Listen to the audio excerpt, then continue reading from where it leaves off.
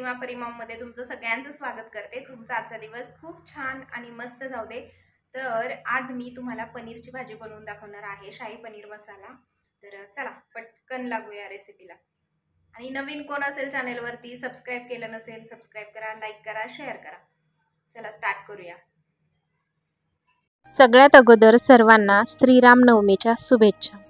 तर आज मी तुम्हाला श्रीरामनवमी निमित्त शाही पनीर मसाला बनवून दाखवणार आहे। खूप दिवस झालं मी शाही पनीर बनवलेलं आणि पनीर परीला खूप आवडतं। तुम्ही खूप व्हिडिओमध्ये सुद्धा पाहिलेलं आहे, मी सतत पनीरची भाजी बनवत असते।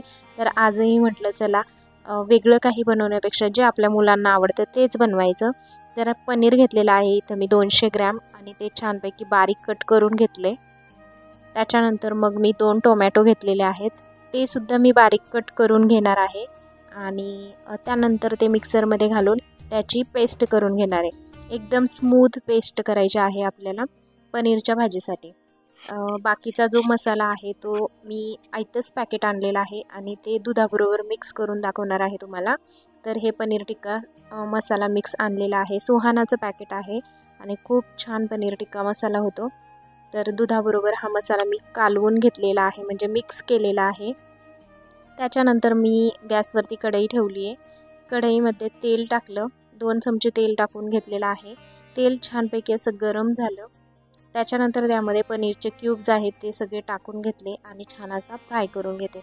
तर जास्त पण मी फ्राय करून घेणार नाही आहे, फक्त हलके हलकेच फ्राय करून घेतलेले आहेत। त्याच्यानंतर मग मी ते ताटामध्ये काढून घेतले। हे सगळं ताटामध्ये काढून घेतल्यानंतर जे आपण टोमॅटो प्युरी केलेली आहे ती टोमॅटो प्युरीसुद्धा मी तेलामध्ये घातलेली आहे। आता टोमॅटो प्युरीसुद्धा तुम्ही पाहू शकता खूप छानपैकी भाजली गेलेली आहे, तेल बाजूला झालेलं आहे आणि त्याच्यानंतर त्याच्यामध्ये मी टाकलेला आहे घरचा मसाला थोडासा, थोडीशी हळद आणि मीठ चवीनुसार। त्यानंतर शाही पनीर मसाला मिक्स जे दुधात मिक्स केलं होतं ते सुद्धा मी या टोमॅटो प्युरीमध्ये मसाल्यांमध्ये ॲड केलेलं आहे। तर हे छानपैकी भाजून घ्यायचं। मसाला चांगला तळला गेला की त्याच्यामध्ये जेवढं आपल्याला पाणी हवं आहे तेवढं कोमट पाणी करून टाकायचं, जास्त थंड पाणी वापरायचं नाही। कोमट पाणी टाकलं तर भाजीला चव चांगली येते।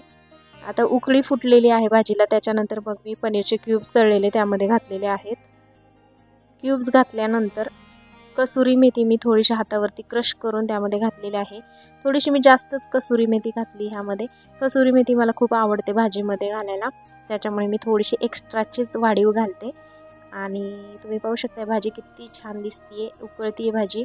त्यानंतर मग मी रोट्यासुद्धा बनवल्या होत्या, रोट्यासुद्धा ह्या सगळ्या मी घरी बनवलेल्या आहेत। मला रोट्यासुद्धा खूप छान बनवता येतात, जसं आपण ढाब्यावरती हॉटेलमध्ये खातो अगदी तशाच प्रमाणे मी रोट्या बनवते।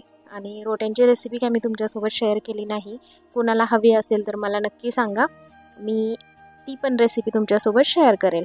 तर पनीरची भाजी आपली रेडी झालेली आहे आणि तुम्ही पाहू शकता किती छान दिसत आहे पनीरची भाजी। शाही पनीर मसाला मिक्स बनवलेला आहे मी। आणि तुम्हाला जर ही रेसिपी बनवायची असेल तर व्हिडिओ नक्की बघा, शेवटपर्यंत बघा। आवडला तर चॅनेलला लाईक करा, शेअर करा, कमेंट्स करा आणि अर्थात सबस्क्राईब पण करा। चला आता परीचा रिव्ह्यू बघूया आपण। परीला आवडते की नाही भाजी हे पण बघायचं आहे, कारण तिची खूप फेवरेट आहे।